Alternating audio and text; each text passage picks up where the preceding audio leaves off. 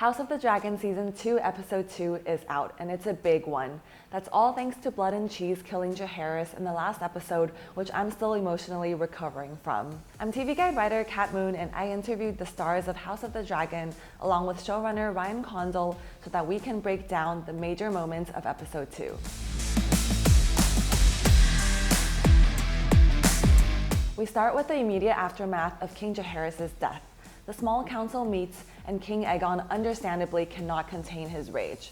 My son is my legacy! I need to first say, how good was Tom Glynn-Carney's performance in this episode?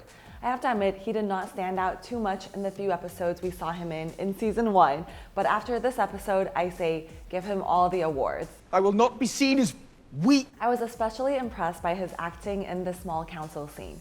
Director of Episode 2, Clare Kilney, spoke to me at the premiere about how the scene came together. I worked very closely with the DP, Alejandro Martinez, and we looked at a bunch of movies. And we saw one movie in particular, The Untouchables, and we kind of stole a little camera technique from there where we put the camera on the table, in the center of the table, and we followed the actor around for the whole scene. Tom, just went for it. We did, I think, 2 takes. We got every moment, and he gave his all, and it was so powerful. I don't know about you, but getting this in only 2 takes sounds pretty incredible to me. I also asked actor Tom Glynn-Carney what it was like to film this outburst. With a scene like that, you can't keep going because there's only so much in the tank, and it starts to either look contrived or you're just too tired to get there anymore, you know? So we had a bit of a sweet spot of time. The bitch queen of bastards! The smug cunt of Dragonstone! And he also shared with me about why this scene was so meaningful. I mean, that's the lifeblood of what it is to be an actor, I think, for my money. It's what makes you want to go to work. It's what makes you want to take on roles like this, to really push those boundaries, and push your emotional limits, I think. Well, you killed it, Tom. Besides, whether you're on Team Green or Team Black, I'm sure Sir Criston Cole is one of everyone's least favorite characters. So it was really satisfying to see Aegon ask where the he was when Jahaerys was killed.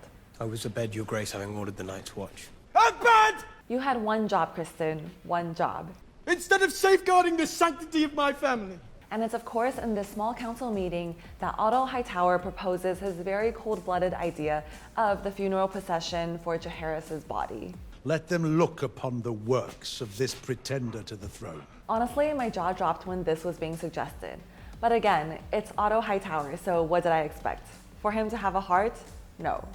Showrunner Ryan Condal spoke to me about this funeral procession scene and how it's an addition to the series that didn't appear in George R.R. Martin's book, Fire and Blood, which the series adapts. This was actually there's an event that does not happen in the book. In theory, there was a funeral at some point, but the idea that it was made a spectacle to diminish Rhaenyra and her position. The episode is titled Rhaenyra the Cruel, and it's this thing that now hangs around her neck like an albatross. So Otto Hightower very smartly turns this into a propaganda play against her and uses his daughter, as he's always used her, as a political pawn in his own Game of Thrones. Otto using Alicent.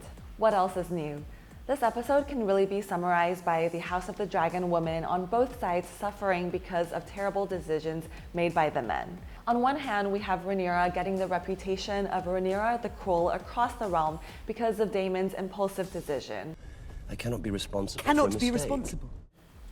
On the other hand, we have Alicent and poor Helaena having to sit through this funeral procession against their will. It was so emotional with a baby there who's died. But what's so interesting, about Helaena, about Phia's character, is that she is a unique character and she finds it so hard to hold things and they manifest in her body. Phia is such a wonderful actress. She is so brave and courageous and, let it emerge. I was in tears actually watching her performance. Yeah. My heart just breaks for Helaena. And it broke even more when Tom Glynn-Carney and Phia Saban talked to me about filming the scene between Aegon and Helaena when they passed each other on the stairs without saying a word. Whenever I think about that, it makes me want to cry because there is so much unsaid that needs to be given to each other. They just need to hold each other for a minute, but neither of them are really capable of that. There's a lot. Yeah. There's a lot going on there. We were petitioning hard for more, We weren't were. We petitioned for that one to begin with. Yeah, we did, yeah. Yeah. I hope that stair scene says what we were trying to say, but in a Blink and you'll miss. Yeah, exactly. But we were thinking about it lots and lots. I also thought the scene was so powerful because it's such a contrast to the scene in episode 1 when Rhaenyra and Jace see each other for the first time after Luke's death. It's a similar situation where these are the two people who are hit hardest by this death, but in their case, they hug and, as Tom said, hold each other for a minute. And I so wanted that for Helaena. We also, of course, have to talk about the other Team Green sibling, Aemond, who is my favorite because I have issues. In this episode, we learn why he wasn't around when Blood and Cheese killed Jahaerys. He was in the brothel. Damon sent them to kill me. I was out. Ewan Mitchell spoke to me about what the scene says about Aemond. Yeah, someone asked me whether or not they thought that I thought if Aemond had mummy issues or not. And I don't know if he has mummy issues so much as he just wanted to be loved by his mum a little bit more. He felt like he never actually felt that unconditional love from Alicent, and so he had to find it elsewhere. You know, he had to find another suitable surrogate. I think he found one in Vhagar, you know, an older she-dragon.